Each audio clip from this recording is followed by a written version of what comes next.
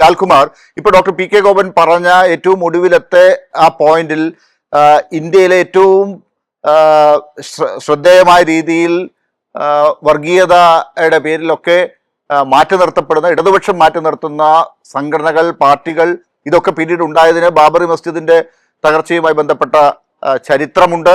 അന്ന് രാജ്യം ഭരിച്ച കോൺഗ്രസ് സർക്കാർ, നരസിംഹറാവു സർക്കാരിന്റെ നിശബ്ദത, കണ്ണടയ്ക്കൽ ഒക്കെ അതിന് കാരണമായിട്ടുണ്ട്. അതൊക്കെ എന്തിനാണെന്ന് ഇപ്പോൾ ചരിത്രം പരിശോധിക്കുമ്പോൾ ഒരു ഡീൽ അവിടെ കാണുന്നു ഇടതുപക്ഷം, അല്ലെങ്കിൽ ആ ചർച്ചയിലേക്ക് അത് കടന്നു വരുന്നു.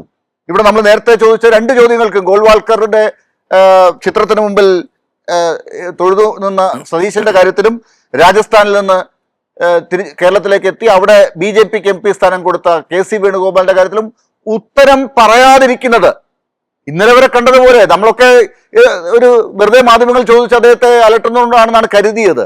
പക്ഷെ ഇപ്പൊ അങ്ങനെ അല്ലല്ലോ. ഈ ഉത്തരങ്ങൾ പറയാതെ പോകുന്നതിന് കൃത്യമായ ഒരു അജണ്ടയുണ്ടെന്നും അതൊരു ഡീൽ തന്നെയാണെന്നും ആ ഡീൽ മറച്ചു വെക്കാൻ വേണ്ടിയിട്ടാണ് ഈ പെടാപ്പാടക്കപ്പെടുന്നതെന്നും മറ്റൊരു ഡീൽ ആരോപണം അപ്പുറത്തേക്ക് ചാർത്തുന്നത് എന്നുമൊക്കെ സംശയിക്കേണ്ടി വരുന്നുണ്ട്.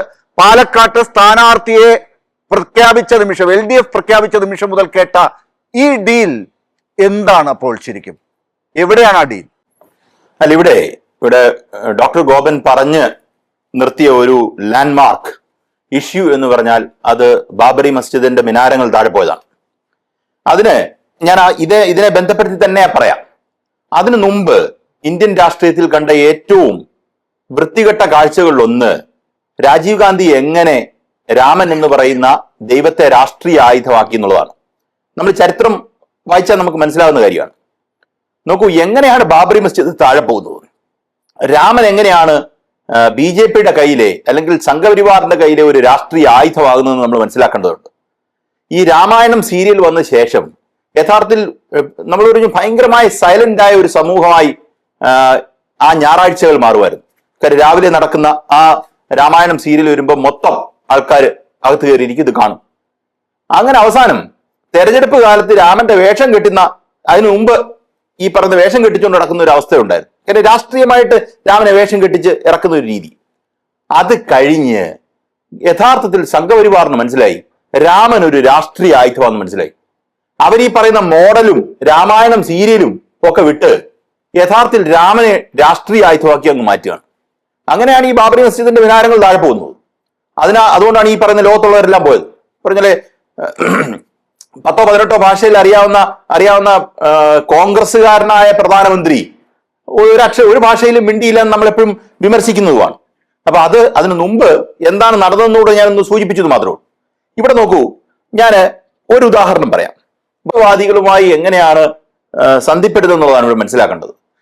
SDPIയുടെ മഞ്ചേശ്വരത്തെ സ്ഥാനാർത്ഥി ഇന്ന് പുറത്തു വന്ന് പറഞ്ഞിട്ടുണ്ട് കുഞ്ഞാലിക്കുട്ടി സാഹിബ് വിളിച്ചിരുന്നു. ഇന്നലെ ഇവരിതൊന്നും പറഞ്ഞില്ല. അവര് ആ ആള് പുറത്തു പോകുന്നത്, സ്ഥാനാർത്ഥിത്വത്തിൽ നിന്ന് പുറത്തു പോകുന്നതിന് കാരണം ഒരു കൃത്യമായ ഇടപെടലിന്റെ ഭാഗമായിട്ടാണ്. എന്തിനാണ് അങ്ങനെ ഒരു ഇടപെടൽ?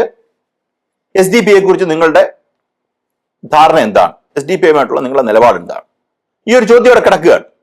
അതവിടെ കിടക്കുക. എന്ത് തന്നെ മറുപടി പറയട്ടെ. അവിടെ ഒരു SDPIയുടെ സ്ഥാനാർത്ഥി വന്ന ആളെ ഈ പറയുന്ന ആള് വിളിച്ച് മാറ്റി നിർത്തുന്നത് വഴി അവർ വോട്ട് എങ്ങോട്ടാണ് കേന്ദ്രീകരിക്കാൻ പോകുന്നത്? അപ്പൊ ആ വോട്ട് ഉറപ്പിക്കുകയാണ് ചെയ്യുന്നത്. കഴിഞ്ഞ ഉപതെരഞ്ഞെടുപ്പ് കാലം നിങ്ങൾ എടുത്തു നോക്കിയാൽ മനസ്സിലാവും. കഴിഞ്ഞ പാലക്കാട് ഉപതെരഞ്ഞെടുപ്പ് കാലത്ത് പാലക്കാട് രാഹുൽ മാങ്കൂട്ടം ജയിച്ചപ്പം ആദ്യം വിജയാഹ്ലാദ പ്രകടനം നടത്തിയത് SDPI ആണ്. അതും ആലോചിക്കേണ്ടതാണ്. അടുത്ത മൂന്നാമത്തെ എക്സാമ്പിള്, ഈ പാലാ ഉപതെരഞ്ഞെടുപ്പ് നടന്ന് ജോസ് കെ മാണി തോറ്റുപോയൊരു സമയമുണ്ട്.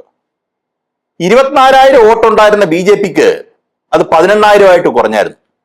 നമ്മൾ ചേർത്ത് വായിക്കേണ്ട കാര്യമാണ്. ഞാൻ നേരത്തെ പറഞ്ഞ നിയമവും തൃശ്ശൂരുമായി മാത്രം നിർത്തേണ്ട ഒരു വിഷയമല്ല ഇത്. അപ്പൊ ഇത് യഥാർത്ഥത്തിൽ ഒരു ലാർജർ ഫ്രെയിംവർക്കിൽ ഇവർ വർക്ക് ചെയ്തുകൊണ്ടിരിക്കുന്ന ഒരു സ്കീമാണ്. പിന്നെ പെട്ടെന്ന് ആ വർക്ക് ചെയ്യുന്ന സാധനത്തിനെ ഏറ്റവും എളുപ്പമുള്ള മാർഗം എന്താ? അപ്പുറത്തേക്ക് ആരോപിക്കുക എന്നുള്ളതാണ് ചെയ്യാൻ പറ്റുക. അപ്പുറത്തേക്ക് ആരോപിക്കുക എന്നുള്ളതാണ് ഏറ്റവും എളുപ്പമായിട്ടുള്ള മാർഗം. അങ്ങനെ ആരോപിക്കുന്ന വഴി എന്താ സംഭവം? ഇന്ന് കൈരളിയുടെ ചർച്ച, ഈ ലോകത്തുള്ളവരുടെ എല്ലാം ചർച്ച ഈ വർഗീയതയുമായി ബന്ധപ്പെട്ടതാണ്. നോക്കൂ, യഥാർത്ഥത്തിൽ ഈ സമൂഹത്തിൽ ഏതേലും തരത്തിൽ ആർക്കേലും ഗുണം ചെയ്യുന്ന ഒരു കാര്യമാണോ ഇത്? ഇത് ഭിന്നിപ്പിക്കുകയല്ലാതെ ഈ മലയാളി സമൂഹത്തിന് 1% പോലും ഗുണം ചെയ്യാത്ത ഒരു വിഷയമാണ് വർഗീയത. അത് അകറ്റി നിർത്തുന്നതാണ്. അത് ചർച്ച ചെയ്യണോ എന്ന് ചോദിച്ചാൽ തെരഞ്ഞെടുപ്പ് കാലത്ത് ചർച്ച ചെയ്യുന്നത് വഴി സംഭവിക്കുന്ന ഒരു പ്രശ്നം എന്താണെന്നറിയോ? അത് കമ്മ്യൂണൽ വോട്ടായി മാറും. സിറ്റിസന്റെ ഈ ഫ്രീഡം ഓഫ് എക്സ്പ്രഷൻ എന്ന് പറയുന്ന കമ്മ്യൂണൽ സാധനമായി മാറും. അതിനുള്ള അന്തരീക്ഷം ഉണ്ടാക്കി കൊടുത്തത് ആരാണ്? ഈ രാജ്യത്ത് ആരാണ് ഉണ്ടാക്കി കൊടുത്തത്? എനിക്കൊരു സംശയമില്ല, അത് കോൺഗ്രസ് ആണ്. അതിന് വേണമെങ്കിൽ ഒരു 150 ഉദാഹരണം വേറെ പിന്നീടായിട്ട് പറയാം. ഇപ്പോഴത്തെ കോൺഗ്രസ്സുകാരെല്ലാം ഒരുമാതിരിപ്പെട്ടവരെല്ലാം ഇപ്പോഴത്തെ BJP-കാരെല്ലാം അപ്പുറത്തുനിന്ന് വന്നവരാണ്. ഇന്ന് എം സ്വരാജിന്റെ വാർത്താ സമ്മേളനത്തിൽ എം സ്വരാജ് പറഞ്ഞു കേട്ടു, ഞാൻ ക്രോസ് ചെക്ക് ചെയ്തിട്ടില്ല, ഇപ്പോഴത്തെ NDA സ്ഥാനാർത്ഥിയിൽ 16 സ്ഥാനാർത്ഥിമാരോ മറ്റോ പഴയ കോൺഗ്രസ്സുകാരായിരുന്നു പറയുന്ന കേട്ടതാണ്. അപ്പൊ ഇത് നമ്മൾ മനസ്സിലാക്കേണ്ട ഒരു ഗൗരവമുള്ളൊരു വിഷയമാണിത്. അത് തള്ളിക്കളയേണ്ട വിഷയമല്ല. അപ്പൊ ഈ പറയുന്ന ഒരു വികാരം അഴിച്ചുവിട്ട് വെച്ചാൽ വികസനവുമായി ബന്ധപ്പെട്ട ഒരു ചർച്ചയും നടക്കുന്നില്ല. അതിൽ അവർക്ക് എവിടെ വരെ പോകുന്നവർക്ക് അറിയാം. അപ്പൊ അതിനെ സൈഡ് ലൈൻ ചെയ്തുകൊണ്ട് മറ്റൊരു ചർച്ചയിലേക്ക് എത്തിക്കാൻ ഉള്ളൊരു ശ്രമം അതിൽ ഒരു പരിധി വരെ വിജയിച്ചിട്ടുണ്ടെന്നാണ് ഞാൻ കണക്കാക്കുന്നത്. പക്ഷേ കേരള സമൂഹം ഇതിനെ എങ്ങനെ കാണണം? ആർക്കേലും ഇത് ഗുണമുള്ള ഒരു കാര്യമാണോ? ഈ പറയുന്ന 9-ാം തീയതി എന്ന് പറയുന്ന ഡേ കഴിഞ്ഞാൽ ഇതിന്റെ അവസ്ഥ എന്തായിരിക്കും? ഇതിനെ അടിസ്ഥാനപ്പെടുത്തി നമ്മൾ കാര്യങ്ങൾ മുന്നോട്ട് നീക്കിയാൽ എങ്ങനെയായിരിക്കും അതിന്റെ ഫ്യൂച്ചർ, കേരളത്തിന്റെ പൊളിറ്റിക്കൽ ഫ്യൂച്ചർ? ഇപ്പൊ ബംഗാളിന്റെ ഫ്യൂച്ചർ ഉണ്ടല്ലോ, വളരെ മോശമായിട്ടാണ് നിൽക്കുന്നത്. ഇതേ രീതി ബംഗാളിന്റെ രാഷ്ട്രീയം CPM അവിടെ നിന്ന് പുറത്തു പോയപ്പോ CPM പോയില്ലേ എന്നൊക്കെ പറയുന്നുണ്ട്. പക്ഷെ ഇപ്പൊ അവിടെ സംഭവിക്കുന്നത് എന്നറിയോ? ബംഗാളിൽ CPM പോയി കഴിഞ്ഞപ്പം അവിടെ ഹിന്ദു മുസ്ലിം എന്ന് പറയുന്ന ഫൈറ്റായി മാറി. ഇതിനു മുമ്പ് എപ്പോഴേലും ബംഗാളിന്റെ ചരിത്രത്തിൽ നമ്മൾ കേട്ടിട്ടുണ്ടോ? നമ്മൾ സ്വാതന്ത്ര്യ സമര കാലത്ത് കേട്ടിട്ടുണ്ട്. അത് കഴിഞ്ഞ് ഇപ്പോഴാദ്യമായിട്ടാണ് നമ്മൾ കേൾക്കുന്നത് മമതാ ബാനർജി മുസ്ലിങ്ങളുടെ കൂട്ടത്തിലാണെന്ന് പറയുന്ന ഒരു BJP ഇങ്ങനെ ഇടിച്ചിടിച്ച് ഹിന്ദു മുസ്ലിം ആക്കത്തക്ക രീതിയിലുള്ള ഒരു അന്തരീക്ഷം യഥാർത്ഥത്തിൽ ഉണ്ടാക്കി കൊടുക്കുന്നത് ആരാണ്? ന്യൂനപക്ഷ വോട്ട് കേന്ദ്രീകരിക്കാനായിട്ടുള്ള ഒരു വലിയ ശ്രമം, അത് നടത്തിക്കൊണ്ടുള്ള ഒരു ദുഷ്ടലാക്കോടുകൂടിയുള്ള പ്രവർത്തനമാണ്. അതുകൊണ്ടാണ് ഈ വെള്ളാപ്പള്ളിയെ കാറ കയറ്റിയത് പോലും ഒരു സംഘി സാധനമാക്കി നറേറ്റ് ചെയ്യുന്നത്. അതിനൊരു ഉദാഹരണം കൂടെ ഞാൻ പറഞ്ഞ് അവസാനിപ്പിക്കാം. റിപ്പോർട്ടർ ചാനലിൽ ഉണ്ടായിരുന്ന ജിമ്മി ജെയിംസ് ഈ പറയുന്ന മുൻ പ്രതിപക്ഷ നേതാവായിരുന്ന രമേശ് ചെന്നിത്തലയുമായിട്ട് ഒരു ഇന്റർവ്യൂ ഉണ്ട്. ആ രമേശ് ചെന്നിത്തല ആ ഇന്റർവ്യൂവിന് പറയുന്നത് എന്റെ കാർ, ഞാൻ മുഖ്യമന്ത്രിയായിരുന്നു അല്ലെങ്കിൽ ഞാൻ എന്റെ കാറിൽ വെള്ളാപ്പള്ളി നടേശനെ കയറ്റുമെന്നാണ് പറഞ്ഞത്.